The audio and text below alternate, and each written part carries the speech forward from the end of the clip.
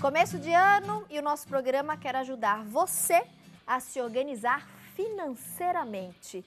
Tomara que você tenha já começado o ano no verde e não no vermelho. Mas se começou no vermelho, a gente também vai dar algumas orientações como você pode reverter isso para fechar pelo menos 2016 de maneira equilibrada. Conosco o educador financeiro Márcio Marques. Tudo bem, Márcio? Prazer revê-lo. Feliz ano novo. Obrigada pela participação. Para você também, feliz ano novo.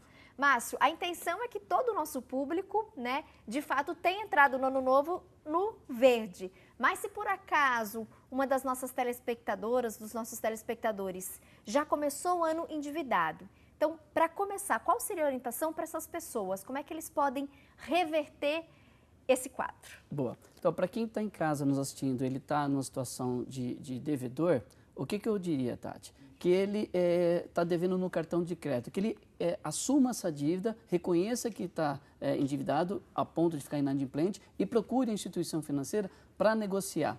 Por quê? Porque às vezes ele vai pagar o mínimo do cartão de crédito, ele vai pagar muito mais juros do que se ele ligar para o cartão de crédito e negociar essa dívida. Se você está com o cheque especial, por exemplo, e você está negativo, procure também a sua instituição financeira e negocie com eles, porque você faz um empréstimo pessoal, onde uma taxa de juros você em torno hoje talvez de 9%, 10%, de 7% a 10%. Se você está no cheque especial, você já está na casa dos 15%.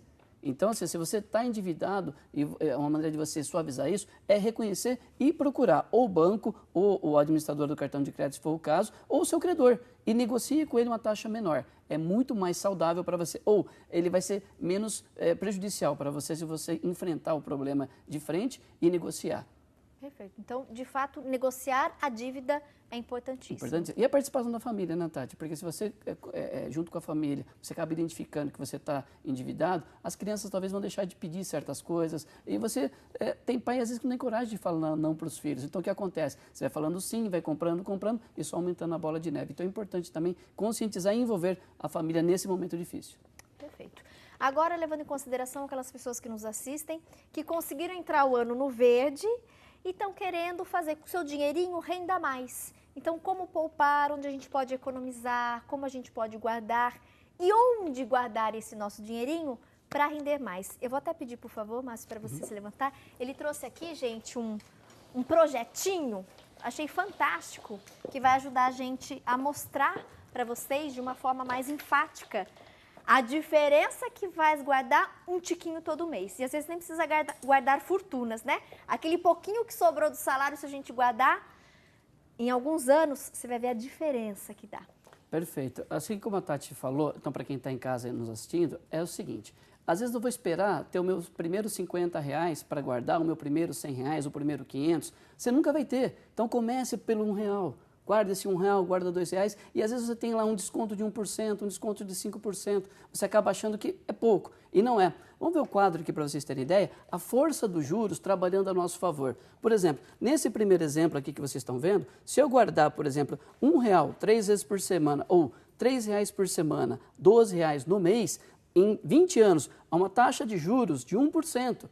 Que não é uma taxa absurda hoje de você conseguir no mercado financeiro, mas muita gente despreza esse desconto ou despreza esses juros. E esses juros em 20 anos, se eu guardar R$12 por mês, eu vou ter R$12.860,32 a uma taxa de juros de 1%. Se eu guardar 30 anos, R$45 mil, poupando R$12 por mês. Gente, vocês viram isso? R$12 por mês. Se você guardar, em 20 anos você vai ter mais de R$12 mil. Em 30 anos, você vai ter mais de R$45 mil. E você só guardou 12 por mês. Então não tem desculpa, não tem. Acho que é se conscientizar também financeiramente. A gente fala tanto da consciência em relação à alimentação, ao bem-estar, mas vamos cuidar também do nosso bem-estar financeiro. Aqui, ó. Às vezes você tirando, poupando um pouquinho aqui, economizando ali, R$1 aqui, R$1 ali, faz aquele cofrinho de moedas que as crianças geralmente fazem. Adoram. Gente, é muito bom. Às vezes parece, vai pondo a moedinha lá, você vai ver no final do ano, pega depois aquele dinheiro e deposita. E aí você vai guardando, olha a diferença. Tá. O outro exemplo, se você economizar R$2,75 por dia, tá? Esse é o número quebrado, então em 20 anos você tem 81 mil, em 30 anos, R$288 mil. A 1% ao mês. Agora, esse aqui, Tati, que eu acho assim um exemplo que mais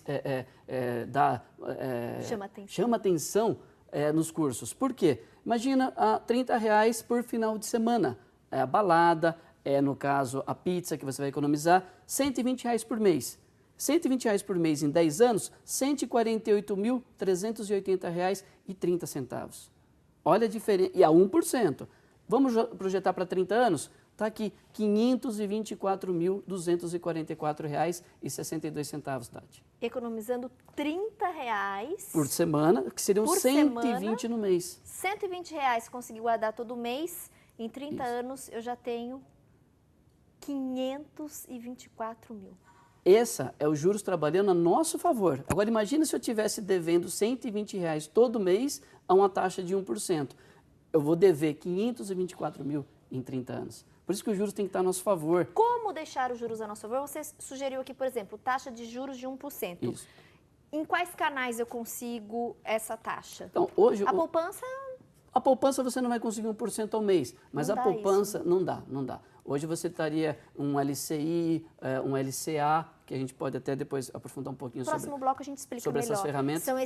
São fundos de investimento? São fundos de investimento, correto, exatamente, né? São fundos de investimento que você tem. Eu diria que são opções de investimento que você tem além da poupança. Por quê? Hoje, no cenário de uma economia projetada de 7%, quase 8% ao ano, a poupança já está perdendo para a inflação. Então, o seu dinheiro, ao invés de ele ganhar musculatura, igual está aqui, ele vai perder. Ele vai atrofiar, então você não vai perder o poder de compra. Então, o ideal seria a gente deixar, por exemplo, esses R$30 aqui por semana.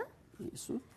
Daria R$120 no mês. Então, todo mês eu iria colocar R$120. Ao invés de eu colocar esse dinheirinho na minha poupança, eu iria colocar no LCI, no LCA, Exato. Que são esses fundos que a gente vai explicar no próximo bloco melhor. E o passo antes de eu juntar o dinheiro e de eu guardar, Tati, é carimbar. Esse dinheiro é para a realização de qual sonho? Nesse caso do 524, é um exemplo que eu uso para minha aposentadoria.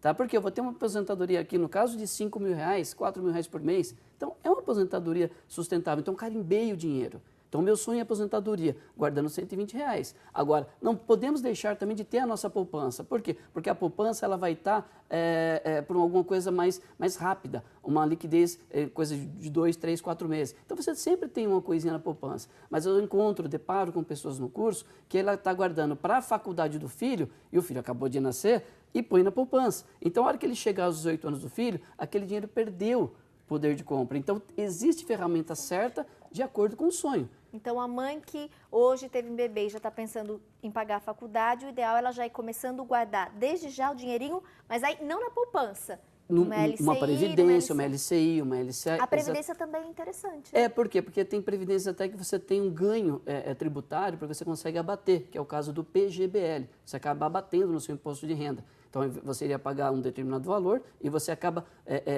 abatendo aquele valor que você investiu no PGBL. Tem várias circunstâncias, várias condições, mas o importante para quem está nos assistindo é, primeiro, defina qual o sonho. O sonho é a faculdade do filho? O sonho é a aposentadoria? Aí você definiu o sonho. Uma casa própria? Uma casa própria, fantástico. Tá? Em 30 anos aqui eu tenho. Exatamente. 500 mil? Exatamente. Quando nós financiamos, Tati, o que nós fazemos? Nós compramos tempo. Por quê? Porque quando você financia, você está atropelando esse tempo e antecipando alguma coisa. Você vai pagar muito caro por isso. Então, existem ferramentas, o brasileiro vai para o financiamento, que é mais rápido, o dinheiro está na mão. Mas se ele planejar, ele pode trabalhar com consórcio, pode trabalhar com investimento, mas tem que ter o planejamento. Então, o primeiro passo, qual é o sonho? Em quanto tempo eu quero realizar? E quanto custa esse sonho? Porque se você guarda. E às vezes não precisa guardar muito por mês, não, né? Tá a gente está vendo aqui, olha. Está aqui. R$1, R$2,75, né? Por dia, R$30, então seriam 120 por mês. Exato. E em 30 anos você tem um dinheirinho onde você vai poder se aposentar tranquilamente, porque dá para viver bem, gente, ganhando R$5 mil. Tem gente que vive com um salário mínimo, então imagina você com um salário de R$5 mil. Exatamente. Então, acho que tudo é planejamento mesmo e essa consciência financeira. Próximo bloco, eu vou continuar aqui com o Márcio Marques, educador financeiro, para a gente orientar, então, essas possibilidades que a gente tem de deixar o nosso dinheirinho guardado e rendendo para os nossos sonhos e projetos futuros. Além da poupança, que acho que é o mais comum, né, o mais usado, tem outras alternativas, inclusive em determinadas circunstâncias muito mais viáveis. E é sobre essas alternativas que a gente explica no próximo bloco. Permaneçam conosco.